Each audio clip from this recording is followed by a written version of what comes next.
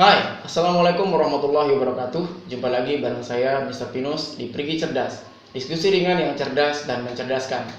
Nah, pada kesempatan siang hari ini saya kedatangan tamu lagi nih. Seorang tamu yang tidak asing lagi di tengah masyarakat Desa Perigi. Kita langsung sapa orangnya. Ini dia Bapak Kasih Kesra. Hai. Apa kabar nih, Bapak Kasih Baik. Kesra? Alhamdulillah baik. Sehat. Anda dikenal dengan nama Eco Pardes. Betul sekali. Namanya memang Eco Pardes atau ada nama lainnya? Aku yakin di ijazah. Aku yakin di ijazah, Iya. di KTP, di Tapi KK juga. nama boomingnya itu Eco Pardes. Eco Pardes ya. Ya, Nama- itu saya dapatkan sejak SMP lah atau MTS dulu. Ada sejarahnya. Sejarahnya gimana tuh Eco Pardes? Jangan masa ceritakan, malu saya ceritakan. Ya di nggak sini. apa-apa lah. Ya, pokoknya itu nama yang booming, nama yang tenar, Nama lapangan ya. Nama lapangan. Oh, oke. Itu. Kayak nama-nama artis itu kan beda dengan nama aslinya yang di ijazah. Seperti itulah saya, Eco Pardes. Eco Pardes. Betul. Oke, terima kasih Bapak Eco. Saya panggil Bapak Eco, Bapak Kasih Kesra atau Eco saja lah biar nyaman kita. Pak Eco ya? Iya. Oke, Pak Eco. Ya, betul. Nah, sebelumnya nih saya mau mengucapin terima kasih udah bersedia datang ke podcast Pergi Cerdas. Sama-sama. Di sini kita akan ngobrol-ngobrol ringan tentang banyak hal. Iya. Nah, tadi dikasih data sama temen nih di belakang layar nih, dikasih data bahwa Bapak Eco ini ternyata sarjana bahasa Inggris Betul sekali. dari Universitas STKIP Hamzah. Oh, STKIP. Iya. Yang sekarang jadi belum universitas. Ah, belum. sekarang sudah jadi Saya tamat tahun 2008. 2008. Iya. Dan Anda lahir tahun 1984. Kenapa diomongin? Anda tua sekali ternyata ya. Iya. Umurnya boleh tua tapi semangat tetap muda, guys. Mantap. Betul.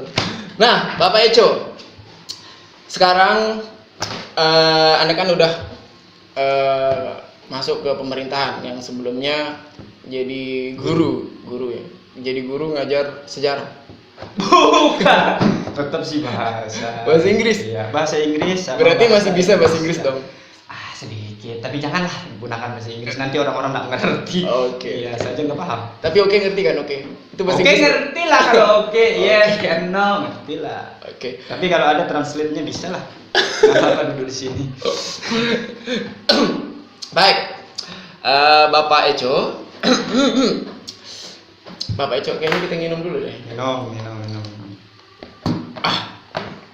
Nah, Pak Eco, Ya, sekarang kan udah masuk ke pemerintahan di desa nih dan menjabat sebagai kasih Kesra, Kepala Seksi kesejahteraan Kesejahteraan. masyarakat. Nah, sejak tahun berapa nih masuk ke pemerintahan? 2018. 2018 Ya, 2018 September. sampai hari ini. SK-nya sampai hari ini, semoga sampai seterusnya lah. Amin. Biar kita sama-sama membangun desa Perigi. Seperti itu sih. Ada perbedaan nggak sih sebelumnya yang jadi guru terus jadi Kasih Kesra gitu? Ada bedanya. Bedanya sih sebenarnya kalau jadi guru kan kita ruang lingkupnya sedikit, cuman di dalam kelas saja. Kemudian kita menghadapi beberapa siswa. Kalau di sini di pemerintah desa itu skalanya besar. Kita menghadapi masyarakat banyak. Kan kita di Perigi kan jumlah kakaknya 2.736, kemudian jiwanya 8.100 sekian, laki-lakinya 4.100 sekian, terus perempuannya 4.000 sekian. Jadi perbedaannya banyak sekali itu. Di antaranya perbedaan yang sendiri kan, apalagi nih dikasih Kesra ini kompleks sekali dia. Kompleks. Artinya kompleks di sini banyak hal yang dikerjakan terkait kesejahteraan, terutama kesejahteraannya, kemudian pendidikannya, kemudian kesehatannya. Itu semua itu harus kita rangkul, harus kita pegang, harus kita kuasai itu di lapangan. Kemudian kan model karakter masyarakat itu beragam. Di dusun ini misalkan kebutuhannya berbeda dengan kebutuhan misal di Karangasem sama dengan di Limbungan, misalkan kebutuhannya beragam di situ, dan sering terjadi timbul di situ kepuasan dan ketidakpuasan itu banyak sekali yang yang timbul. Artinya lebih berat jadi pemerintah ketimbang jadi Jauh guru. lebih berat itu, jauh lebih berat di situ. Berat tantangannya. Ya, tapi Apalagi tergantung Anda kita bertugas bagaimana sebagai kesra kasih kesra yang bertugas mensejahterakan orang. bertugas mensejahterakan orang. Nah, sekarang udah sejahtera nggak orang-orang yang udah selama Anda menjabat nih? Apa yang udah Anda lakukan untuk mensejahterakan masyarakat desa Pringgi? Terkait masalah kesejahteraan, saya pikir sampai kapanpun tergantung kita ya.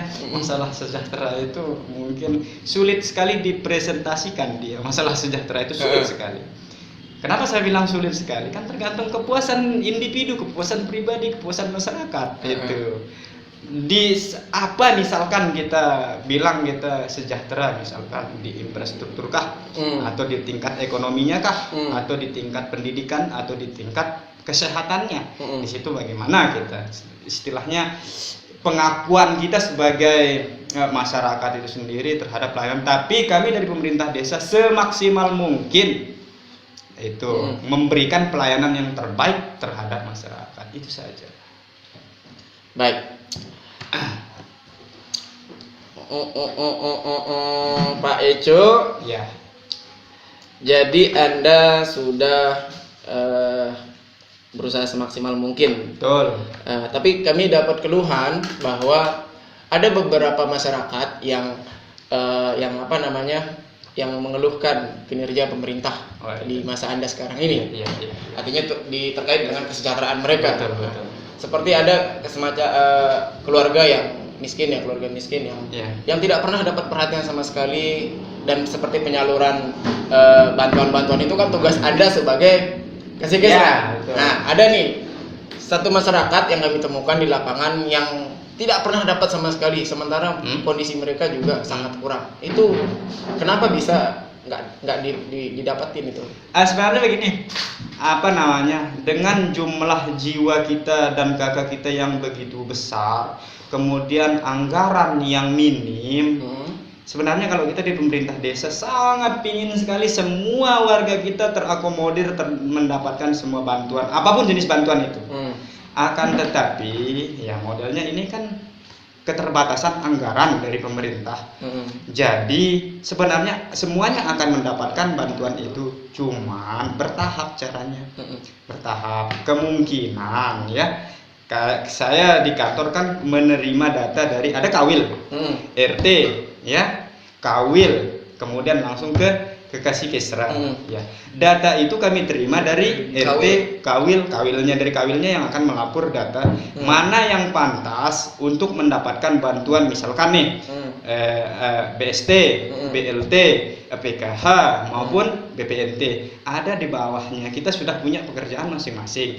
Jadi yang tahu miskin dan tidaknya itu yang berlangsung berbenturan langsung sama masyarakatnya, yaitu kawilnya. Nah, data itu kalau sudah kawilnya yang bilang oh ini yang pantas dapat, diserahkan ke saya, kemudian saya input, udah itu yang mendapatkan. Terkait dengan dapat dan tidaknya hari ini, kemungkinan kita punya kan apa namanya, data entry, istilahnya daftar tunggu ya. Kalau dia sudah sekarang kan akan di rolling lagi. Nah, nanti dia akan kita berikan, tetap dia akan menerima semuanya, seperti itu. Kalau di PKH begini ya, kita beda persoalan dengan di PKH itu. Bukan beda persoalan sih, tetap sih kita di koordinatornya memang di desa. Cuman dari pusat, dari kementerian kan sudah ada yang tangani itu, ada pendampingnya yang tangani itu. Di sini kan kita sudah punya orang pendampingnya. Dari yang akomodir PKH itu ada dia orangnya. Nanti mungkin berarti bisa sudah ada diundang. petugas pendamping PKH. Ada petugas pendamping Di bawah PKH. naungan Kementerian Sosial. Di bawah naungan Kementerian Sosial. Apa nggak ada peran pemerintah desa di dalam penyaluran PKH itu? Sebenarnya sih tetap harus koordinasi. Ada, kita sekedar koordinasi saja, sekoordinasi. Artinya petugas pendamping PKH itu harus koordinasi dengan kawilnya. Ini loh yang layak untuk mendapatkan itu. Yang verifikasinya adalah pendamping PKH-nya. Nah, kemudian harus dia sama-sama memverifikasi data itu dengan kawilnya. Nah, itu yang harus dilaporkan. Seperti itu dia. Berarti setelah diverifikasi lalu diserahkan ke desa? Bukan, langsung dia ke kementerian. Ya, langsung kementerian yang kelola, itu ada pendampingnya sendiri. Itu kalau PKH. Oke. Selain itu nih, tugas-tugas yang harus dilakukan sebagai kasih kesra nih, bisa nggak kasih gambaran tentang kasih kesra itu tugasnya ngapain aja sih gitu loh? Banyak tugasnya yang seperti saya sebutkan tadi itu kan kesejahteraan terkait dengan ya istilahnya mensejahterakan masyarakat sih sebenarnya. Terus kemudian kaitannya dengan kesehatan masyarakat, kemudian pendidikannya, karena kan tidak boleh ada yang tidak menempuh pendidikan sekarang. Ada juga anunya bisa kita anggarkan dia, misal dia betul-betul tidak mampu, warga betul-betul tidak mampu untuk menyekolahkan anaknya, boleh dia dilaporkan dia ke desa untuk dibiayai oleh dana desa. Ada nggak? Ya, ada. Ngelapor Sampai sampai sekarang tidak ada kemungkinan masyarakat kita semuanya sudah bisa memberikan pendidikan terhadap anak-anaknya. Mungkin sudah sejahtera warga begitu dengan tembakonya, dengan jagungnya, dengan padinya, dengan apanya, hasil buminya sudah bisa lah sekarang. Jadi tidak terlalu mengharapkan dari pemerintah, itu saja. Terus saya ingin tahu nih pendapat Pak Eco nih terkait dengan masyarakat yang dia sudah berkecukupan, sudah kaya lah, katakan kaya, tapi dia masih pengen dapat bantuan itu semacam PKH, BST dan lain-lain, dan malah banyak yang orang-orang yang udah berkecukupan itu yang dapat, sementara yang enggak ya ekonominya rendah malah nggak dapat gitu. Tanggapan Pak Icuk gimana? Kalau itu masalah manusiawi kita, yang namanya manusiawi, rasa kerakusan kita itu tetap ada. Tetap ada, siapapun itu rasa kerakusan, kemudian rasa itu masih banyak sekali. Kita kan kaya misalkan, tetap juga ingin cemburu kita melihat orang yang dapat bantuan itu padahal dia kaya. Tetap rasa itu ada. Ya enggak menutup kemungkinan itu. Seperti itu dia.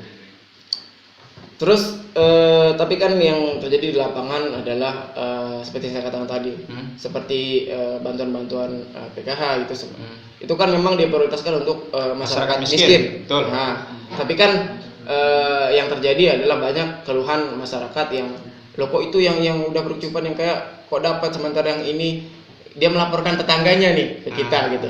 Kok ini nggak dapat sama sekali, ini kenapa? Banyak ya masyarakat yang mengatakan itu karena beda pilihan dulu, beda politik lah. Nah, karena politik gitu. Ini tanggapan Pak Icuk. Bukan seperti itu sih. Udah saya katakan tadi, yang atur PKH itu kan sudah ada anunya, ada pendampingnya, ada petugasnya. Jadi dialah tempat mengeluhnya. Kemudian kalau urusan-urusan itu ada persoalan-persoalan, makanya sekarang sudah beralih kembali lagi dia ke desa sebenarnya. Makanya akan satu pintu dia PKH ini, dapurnya satu sekarang di Sikenji namanya. Nah, nanti Sikenji itu yang akan kelola semuanya. Sikenji itu apa? Sistem Informasi Kesejahteraan. Itu yang pegang kasih kesra, kemudian ada stafnya yang jadi operatornya di sini. Nah, nanti akan dikumpulkan dia orang-orang yang dianggap miskin di semua wilayah desa Perigi itu, akan di-entry untuk mendapatkan ID BDT. Ya, ID BDT. Di situ kalau sudah dia mendapatkan ID BDT, dia layak untuk diusulkan mendapatkan bantuan atau program-program dari pemerintah. Dan yang ngasih ID BDT itu desa? Iya, di desa. Nah, entry-nya di desa, laporkan dia ke kabupaten langsung ke pusat. Kalau sudah turun ID BDT-nya, boleh kita usulkan dia apakah dia layak menurut kawilnya, menurut kita verifikasi atau dengan pendampingnya apakah dia layak mendapatkan PKH atau tidak. Nanti di situ akan dilaporkan di Sikenji itu untuk langsung diusulkan dia ke kementerian. Nanti dari kementerian yang olah datanya lagi, baru dia turun namanya.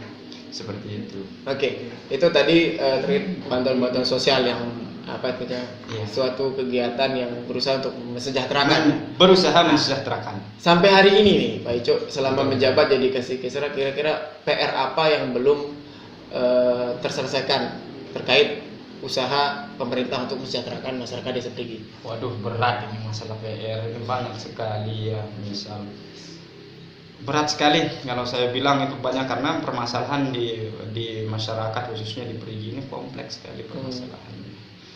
Seperti warga kita misal yang baru merit, dia kan masih numpang sama orang tuanya, belum punya tempat tinggal, itu juga jadi urusan pemerintah sebenarnya. Nah, seperti itu. Sampai kapan dia akan numpang ke orang tuanya? Kalau semuanya dibebankan ke pemerintah itu juga tidak bisa, cuman pemerintah untuk membantu saja, membantu meringankan bebannya. Seperti bagaimana dia bisa mendapatkan membuat rumah sendiri dengan bantuan, istilahnya mensupport saja sedikit sekali sih yang akan diberikan. Itu tiap tahun program itu tetap dilaksanakan oleh pemerintah desa. Artinya tiap tahun pengantin baru diberikan rumah atau dibelikan atau makanya dia punya daftar tunggu, karena kan tiap tahun itu kan kita punya istilahnya dana itu kan sudah ada pos-posnya masing-masing. Untuk kesejahteraan, untuk bikin rumah itu sekian posnya, untuk pendidikan sekian, untuk kesehatan sekian. Namun sekarang dari tahun 2019 khususnya sampai sekarang sudah 3 tahun berjalan ini, semua program-program yang sudah dicanangkan oleh pemerintah desa itu terhambat gara-gara ini. Si COVID, ya gara-gara COVID-19 yang melanda dunia. Akhirnya semua program-program yang dicanangkan oleh pemerintah, khususnya pemerintah desa Perigi, terhambat. Nah, jadi mana program-program yang dianggap itu sangat mendesak, itulah yang dikerjakan sekarang. Apalagi sekarang kan untuk irigasi, jalan, lingkungan, semuanya sudah terhambat. Kemudian sudah dicanangkan untuk apa namanya di otak itu ya wisata, itu kan sebenarnya sudah dianggarkan pemerintah, tapi gara-gara COVID tidak bisa dijalankan sekarang karena aturan dari pemerintah itu ya sudah diberikan aturan sama pemerintah, tidak boleh kerjakan itu. Fokus untuk penanggulangan COVID dulu, bantuan COVID, karena kan semua masyarakat kita berikan. Kalau boleh tahu dari dana desa yang diterima selama setahun itu berapa persen yang dialihkan untuk penanganan COVID? Hampir lebih dari 50%. Lebih 50%. Iya. Untuk tahun 2020 saja untuk COVID yang khusus BLT saja itu dana yang keluar dari kemarin 429 KK yang diberikan, 603 kali sama 303 kali itu yang kita berikan 3 kali pencairan, 600-nya 3 kali pencairan, yang 300-nya 3 kali pencairan itu mencapai 1,2 sekian M. Itu yang diberikan kepada masyarakat percuma dengan nilai uang, apalagi dengan bantuan yang lain-lain kan, belum dana yang lain-lain penanggulangan ini 12355. Belum lagi istilahnya kemudian yang pulang dari luar daerah, dari luar negeri kan diberikan bantuan juga pangan untuk OTG. Dia ya yang OTG untuk dia mengisolasi mandiri di rumahnya kan diberikan itu bantuannya. Sembako, minyak, beras itu diberikan semua, itu anggaran dari desa. Makanya kita tidak bisa berbuat untuk membangun untuk fisik belum sampai saat ini. Semacam pembangunan infrastruktur maklumlah warga kita kan. Kalau pembangunan infrastruktur itu dipegang oleh Kasih-Kesar atau bukan? Bukan. Pembangunan. Oh ada kasih pembangunan. Tahu udah pembangunan. Nah, karena kemarin juga yang pernah sempat kami bahas kemarin sama Pak Kawil juga terkait dengan pembangunan infrastruktur. Kan banyak masyarakat kita yang mengharapkan bahwa pemerintah ini turun tangan membangun semacam jalan ke sawah supaya mengangkut hasil panen mereka mudah gitu. Terus pembangunan saluran irigasi, itu harapan-harapan warga kita gitu. Sementara kok pemerintah nggak pernah bangun ini gitu. Bukan tidak pernah bangun semuanya kan, itu kan karena kita kan menggunakan prosedur menggunakan prosedur. Kemudian Perigi, geografis Perigi itu kan bermacam-macam modelnya, ada yang sulit, ada yang enggak, ada yang bisa dijaga, kemudian luas sekali, jadi tidak bisa dirangkul secepat itu karena harus bertahap. Kemudian kalau di bentuk fisik itu baru boleh diangkatkan 1 kali dalam setahun, nggak boleh dia 2 kali dalam setahun. 1 kali dalam setahun. Dan itu tugasnya kasih pembangunan. Iya. Kalau jadi Kasih-Kesar nih Pak Ijo. Tadi kan dikatakan bahwa tiap dusun itu kan beda-beda kebutuhan, beda-beda orangnya gitu, beda-beda. kebutuhan mereka untuk merasa sejahtera gitu. Perigi ini kan bisa kita bagi tiga zona ya. Iya. Ada di tengah nih, khususnya di Iya, sini di tengah, Durian, atas sini. Lingkungan, Nah, di atas selatan, Lingkungan, iya. di bawah ada Iya. Herban, Kuang Selimun, dan Giting, Gunung Rawi. Nah, kira-kira selama ini nih kebutuhan masyarakat yang ada di bawah nih, misalnya apalagi musim panas nih, Air. Nah, Ya. kira-kira apa yang Kasih Kesra lakukan ketika masyarakat membutuhkan air minum? Ini setiap tahun karena letak geografis kita memang seperti ini. Kalau sudah masuk bulan 5, 6 sampai bulan 10, 11 itu memang permasalahan kita di Perigi adalah kekeringan. Terutama masalah air.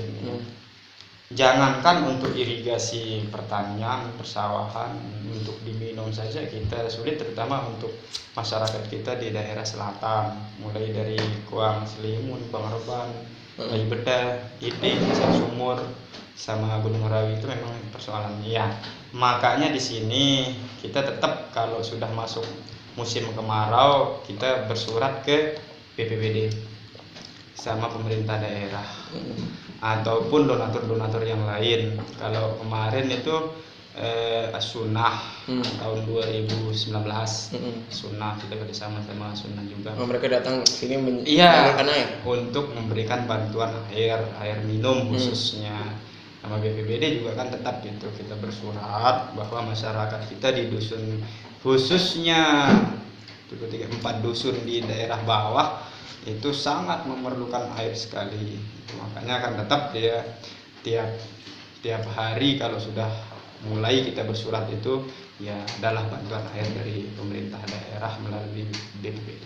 Nah, ini kan dari tahun ke tahun semakin hari semakin tiap musim kemarau ya khususnya air semakin menyusut gitu loh. Berbeda dengan kalau kita bandingkan dengan beberapa tahun yang sebelumnya di mana air masih melimpah, bahkan di musim panas pun kita masih melihat air mengalir di sungai. Ya, kalau sekarang air mata. Sekarang air udah mati gitu loh. Ya. Selesai hujan udah selesai Ya, gitu. Nah, tinggal air mata keluar. itu kira-kira penyebabnya apa? Penyebabnya yang pertama kalau menurut saya ini kan secara global, perubahan iklim secara global. Kemudian itu mengganggu sistem penghujan kita. Terus penyebab yang selanjutnya di kita sendiri, manusia Perigi. Terus hutan kita kan sudah sekian persen kita alih fungsikan untuk menjadi daerah pertanian, perkebunan di kontrak. Itu kalau dulu kan sampai otakai sini hutan kita, ya lebat. Makanya sana sini di sawah apa itu banyak sekali air, tidak kekurangan air segala macam. Kalau sekarang kan sampai sana batasnya bawah gunung itu. Jadi sedikit sekali sudah 35% dari hutan kita sudah hilang di Perigi. Makanya ini kita minta bantuan dari teman-teman kehutanan untuk memperbaiki rebuisasi namanya ya, rebuisasi lagi hutan kita supaya kembali asri seperti dulu lah. Nah, tadi sudah disebut bahwa salah satu penyebab kekeringan ini adalah karena itu juga faktor untuk mensejahterakan ya. Tanpa air kita nggak ada kehidupan. Nah, seperti yang dikatakan tadi memang tugas pemerintah sudah berkoordinasi dengan kehutanan ya untuk merebuisasi itu. Tapi dari Kasih Kesra nih pernah nggak mensosialisasikan ke masyarakat terkait problem ini, karena masih banyak masyarakat yang nggak sadar bahwa sumber air itu adalah hutan itu. Kalau hutan itu hilang kan artinya udah nggak ada daerah resapan lagi gitu, nggak ada yang nyimpan air gitu. Tapi kan masyarakat kayak semacam bukan itu gitu. Dia masih percaya sama mitos kalau memang nggak ada ya udah nggak ada gitu. Kalau udah rezeki iya rezeki gitu. Nggak seperti itu sih. Sering sih kita berdiskusi bersama warga terkait hal-hal seperti ini. Artinya melalui kehutanan maupun pertanian dengan kelompok-kelompok tani. Ini sudah kita singgung juga ini ya. Ya ada dari Dinas Pertanian mengumpulkan warga dengan kelompok-kelompok tani masing-masing. Kan sekarang ada kelompok tani hutan juga. Ada kelompok tani hutan yang di situ sering dibahas permasalahan air ini. Makanya kan untuk membatasi warga dengan tutup full di situ memang sulit juga ya. Sulit juga karena sejahtera juga. Nanti kalau kita tutup penuh misalkan dengan kehutanan, dengan orang-orang kehutanan, dengan polhut segala macamnya bisa ditutup juga sih. Akan tetapi kan mikir juga di situ. Di situ juga Di sana sumber masyarakat penghasilannya kan ada sumber penghasilannya di situ. Cuman sekarang merubah mindset kita, pola pikir warga kita dengan tidak menggunduli secara penuh hutan itu, akan tetapi dia rubah pola tanamnya. Pola tanam yang di sini yang dirubah bukan menggunduli hutan dengan menanam padi atau palawija, akan tetapi harus menanam, tetap dia menanam kayu, tapi yang diambil hasilnya bukan kayu. Yang diambil hasilnya adalah buah dari kayu itu. Seperti menanam apokat, durian, rambutan, seperti itulah yang ditanam. Kemudian di bawahnya juga bisa ditanam jahe, kunyit. Nah, seperti tanam-tanaman yang bisa di bawah pohon itu. Jadi selain dia hutan rimbun, masyarakat juga bisa dapatkan hasilnya dari itu. Iya, tanpa menggunduli hutan. Karena kalau tanam padi kan nggak boleh. Kalau tanam padi nggak boleh ada rimbunnya, harus gundul hutannya. Kayak dulu kan gundul sekali. Ya, tapi masih juga warga kita yang tetap dia menanam padi juga. Tapi kan karena warga kita kan kalau dia menanam pohon buah itu kan harus nunggu waktu beberapa tahun, 3 sampai 4 tahun baru dapat hasil. Kalau padi palawija kan 3-4 bulan dapat hasil, makanya itu yang dikejar. Akan tetapi ini yang jangka panjang tetap diberikan istilahnya sosialisasi ke warga, ke kelompok tani hutan itu, supaya beralih dia ke menanam buah-buahan. Selain air kita terlindungi, mereka juga dapat hasilnya dari itu. Berarti sampai hari ini pemerintah tidak berencana untuk menutup total hutan itu, tetapi mengalihkan pola tanam. Ya, dengan yang kemarin menggunduli hutan dengan menanam padi dan walawija, beralih dengan menanam buah-buahan seperti itu. Nah, itu kan tadi di air ya, di kesejahteraan orang air di musim kemarau nih. Kita beralih ke zona yang di atas nih, Desa Perigi, khususnya di wilayah Limbungan, Sempol, Pokambo dan lain-lain. Di sana yang tantangan untuk mensejahterakan mereka itu selama menjabat sebagai KSI Kesra apa? Apakah persoalannya sama saja atau berbeda sama sekali? Sebenarnya persoalannya sih sama. Apalagi kita sekarang kan sebenarnya di Limbungan itu sebenarnya kayak di Limbungan ya, kita punya potensi nih. Perigi sebenarnya punya potensi. Limbungan ada rumah adatnya. Itu dari dulu sebenarnya sudah kita usahakan untuk beralih supaya tidak menjadi kayak rumah adat itu, tidak untuk dihuni-huni toh, tapi bisa untuk mendapatkan hasil sebenarnya. Contoh bikin homestay, terus kemudian ada persawahan gitu, bikin spot-spot foto. Itu sudah dilakukan dari semenjak sebelum saya menjabat jadi Kasih Kesra di Perigi, sudah kita lakukan itu. Akan tetapi yang namanya membangun istilahnya kesadaran sama dengan membangun peradaban, sulit sekali seperti itu. Tapi kan perlahan-lahan, kalau tidak ada kesadaran dari kita, buktinya kan sudah beberapa kali direnovasi Limbungan itu supaya jadi destinasi, supaya enak didatengin oleh orang luar, karena kedatangan orang luar itu akan membawa dampak positif bagi warganya, istilahnya meningkatkan perekonomian warga dari hasil jual beli misalkan di situ. Misal bikin kopi, kemudian cindera mata, ataupun penginapan, bisa di situ. Akan tetapi kan masih pola pikir warga kita kan berbeda-beda, artinya memberikan pemahaman ya perlahan-lahan lah seperti itu. Nah, sampai hari ini apa yang pemerintah lakukan untuk istilahnya mindset change gitu, mengubah paradigma mereka, bahwa karena kita lihat memang hampir 100% masyarakat Perigi ini petani. Ya, sedangkan masyarakatnya banyak, lahan cuma segitu. Kalau cuma ngandelin petani aja kan nggak cukup untuk makan doang gitu loh. Artinya harus ada sumber penghasilan yang lain. Artinya harus ada pekerjaan yang lain selain bertani gitu. Salah satunya adalah membagikan pariwisata seperti yang Bapak katakan tadi. Nah, tapi kan itu belum berhasil sampai hari ini Belum karena berhasil.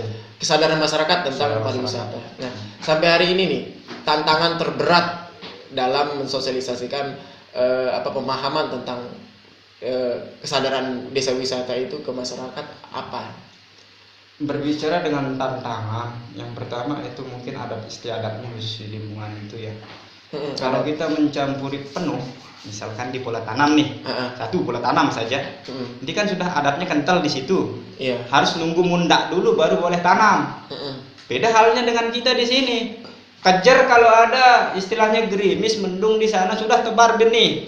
Datang hujan, ya datang banjir sudah masukkan air ke sawah, ke bajak tanam. Kalau di situ enggak, punya dia bacaan-bacaan tertentu di situ. Makanya sering mohon maaf boleh dikatakan terlambat, dan terlambat tuh hasilnya akan menjadi gagal di situ karena mengikuti keyakinan nenek moyang di situ mundak-mundak itu. Artinya Sekarang kan baru selesai dia panen sekarang. Sementara daerah sini sudah besar tembakunya, yang lain kan di situ sudah masih. Sama halnya dengan kita rubah istilahnya memasukkan tamu, misalkan ke rumahnya kan harus ada tata cara tertentu ini kan. Ada ininya, harus berbuat ini, harus atur ini, harus seperti itu. Itu di apa namanya, kalau bahasa di sininya tetua atau orang tuanya itu kan harus ngikut mereka dulu. Nggak boleh kita sembarangan untuk ini. Makanya sulit masuknya di situ. Tantangannya beratnya di situ. Apalagi kemarin untuk naruh landmark tahun 2000 berapa itu, 2016 2017. Landmark itu kan harus dia di luar, jauh sekali dengan rumah adat itu. Seharusnya di bawah nangka itu ditaruh landmark lingkungan supaya enak kalau orang foto. Spotnya langsung rumah adat. Itu kan spotnya rumah biasa kan. Di landmark lingkungan seharusnya itu di bawah nangka itu harus di situ landmarknya.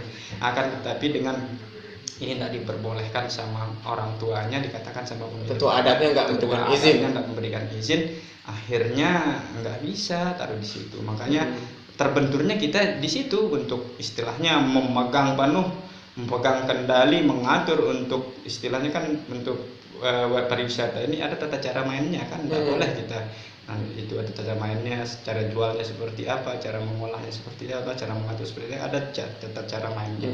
Kalau nggak bisa itu kan nggak bisa jalan juga kan. Nah, berat tangannya di sana, nggak bisa kita. Berarti berat ya. Berat. Nah, ya mungkin perlahan-lahan lah nanti kalau di ini generasi-generasi selanjutnya kayak kita ini mungkin bisalah yang pola pikirnya sudah berbeda dengan pola pikir orang-orang tua kita yang mungkin bisalah kita kerjakan itu secara bersama-sama. Tapi selama ini dengan pemuda yang ada di sana yang kita katakan yang sudah berpendidikan ya, yang sudah keluar, yang sudah dapat pengalaman pola pikir yang sudah berbeda mungkin dari orang tua mereka, pernah nggak diajak kerjasama untuk membangun pariwisata di desa? Sering dulu. Kawilnya. Terus sekarang yang sudah jadi BPD sama Jumina sering. Terus kemudian tokoh pemudanya generasi sebelumnya Ratnija, Ratnayu itu sudah sering sekali kita itu berbicara masalah terkait tentang pariwisata lingkungan. Cuman dia kendalanya kan harus patuh taat sama aturan nenek moyang itu saja dulu. Makanya sampai hari ini belum kita bisa kelola secara penuh. Kalau dari dukungan dari pemerintah desa saya pikir sudah apapun yang akan dilakukan, misal dia punya kelompok pemuda nih, tetap akan disupport. Kalau dia datang ke desa tetap akan disupport. Misal pemerintah desa mau bikin kegiatan ini tetap akan disupport di situ. Tidak pernah kita melarang mereka berkegiatan apapun, tidak pernah. Kalau pemerintah desa bisa bantu tapi sepengetahuan saya tetap mereka dibantu di apapun kegiatannya. Pokoknya kegiatan positif masyarakat atau pemuda itu tetap disupport oleh pemerintah desa. Oke, sekarang kita akan kembali ke dalam ruang kantor Anda. Wow. Selama menjabat jadi Kasih Kesra nih, ini ngomong-ngomong sudah sejahtera gak sih? Wis, saya pribadi. Ya, sudah sejahtera. Karena kan Anda tugasnya mensejahterakan orang, dan saya ingin tahu nih, Anda yang tugasnya mensejahterakan orang sudah sejahtera belum? Ini pertanyaan berat bagi saya ini. merasa sejahtera. Udah saya katakan dari tadi, itu tergantung diri kita sendiri. Kalau kita pandai bersyukur dan merasa bersyukur, pasti kita akan merasa sejahtera. Terus Anda bagaimana? Sejahtera atau? Alhamdulillah sampai sekarang, karena saya kan orangnya bersyukuran nih. Ya, saya merasa sejahtera lah, walaupun belum punya kendaraan roda 4 dan sebagainya. Ya, anggap saja lah sejahtera kan gitu. Seperti itu. Oh ya, di ruang kerja Anda nih sehari-hari, kegiatan pelayanan yang Anda lakukan itu seperti apa sih? Ini ngejudge saya ini. Oh, bukan ngejudge ya, tapi bertanya betul lah. Ya kan kita pengen tahu, masyarakat juga pengen tahu. Ini kan Pak Eco itu kerja di kantor desa ya. Jadi apa sih? Jadi kasih kisra. Ngapain sih jadi kasih kisra? Nah, itu kan masyarakat mau tahu gitu. Serang pribadi. Masyarakat mau tahu nih, tugasnya di kantor ngapain aja sih gitu. Ya, pertama tugasnya sih sebenarnya mendengarkan keluh kesah warga yang dari tingkat dusun yang dibawa oleh kawilnya, oleh kadusnya. Pak Eco, warga saya sakit nih, tapi dia miskin. Tolong dong buatkan SKTM. Oh mari. Sebentar saya cek dulu IDBT-nya, kalau ada saya buatkan dan boleh langsung ke rumah sakit atau puskesmas untuk dirawat atau diobati. Kalau enggak ada IDBT-nya, mari saya buatkan rekomendasi tanda tangan Kades bahwa dia betul-betul orang miskin, foto rumahnya bawakan saya buatkan tanda tangan di situ Kades, pernyataannya walaupun dia miskin nanti akan dimasukkan di IDBT, udah entry, bisa dia digunakan. Nah, itu kemudian itu saja di kesehatannya. Kemudian kalau di pendidikannya ada warga misalkan yang tidak bisa melanjutkan pendidikannya karena terbentur ekonomi, ya bisa lapor ke kasih kesra di situ, nanti akan dibantu dia. Itu yang ngelapor masyarakat langsung atau lewat kadusnya?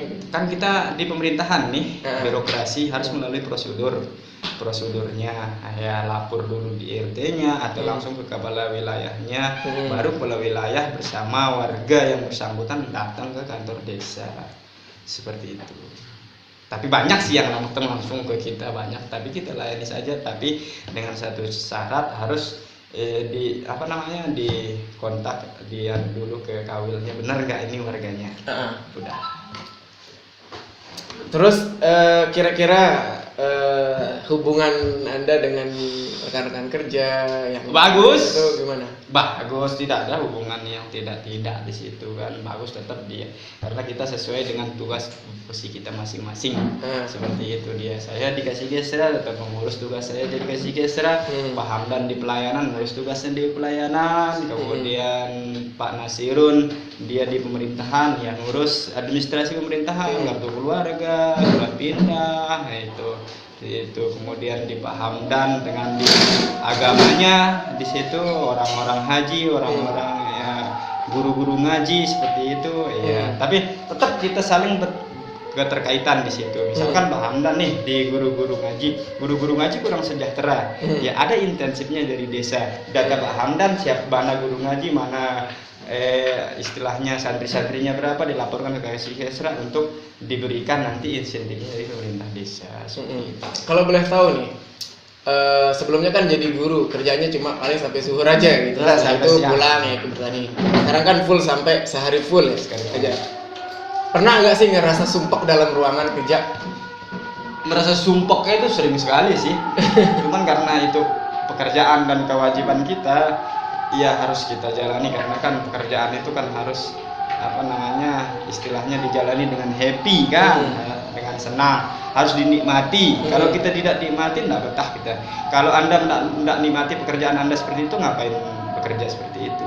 Pulang saja ke rumah. Artinya nikmati. Minta surat pengunduran diri sama Kades, ya udah selesai persoalan. Oke, Pak Eco. Terakhir nih. Saya pengen tahu. Sekarang kan udah masuk ke birokrasi kepemerintahan nih. Kira-kira next leader niat nggak jadi Kades? Oh enggak. Untuk sementara nggak ada lah niat seperti itu. Nggak ada niat ya? Masih menikmati pekerjaan jadi kasih kesra, karena saya pikir semakin tinggi jabatan kita, beban hidup kita akan semakin berat. Kan Anda bisa bersyukur. Ya kalau diberikan oleh Allah Subhanahu wa taala, nikmatilah.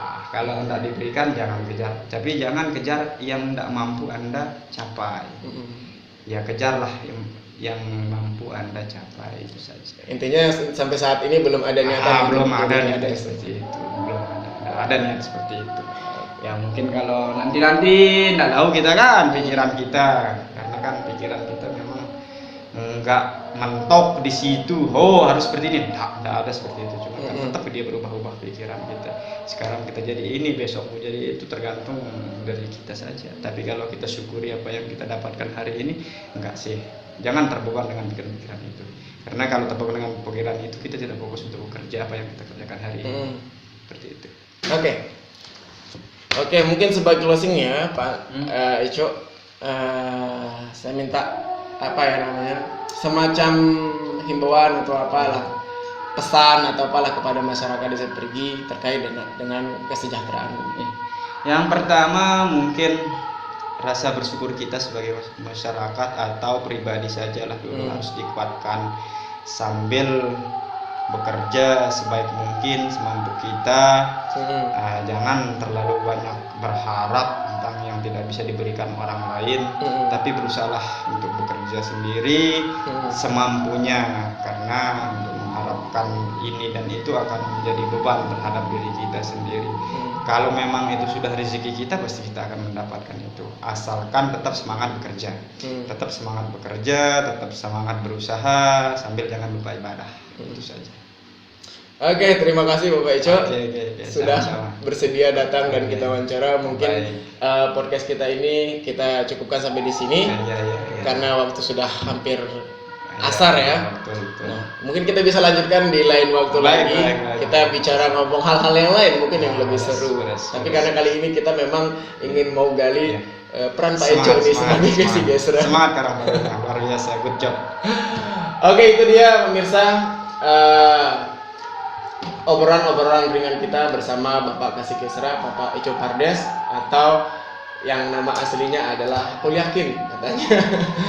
Baik, tadi sudah dikatakan bahwa oleh Pak Ico bahwa jangan pernah berhenti untuk bekerja keras, berusaha, jangan pernah mengharapkan pemberian dari orang lain yang orang lain itu pun tidak mampu memberikannya kepada kita. Dan saya akhiri sekian. Assalamualaikum warahmatullahi wabarakatuh.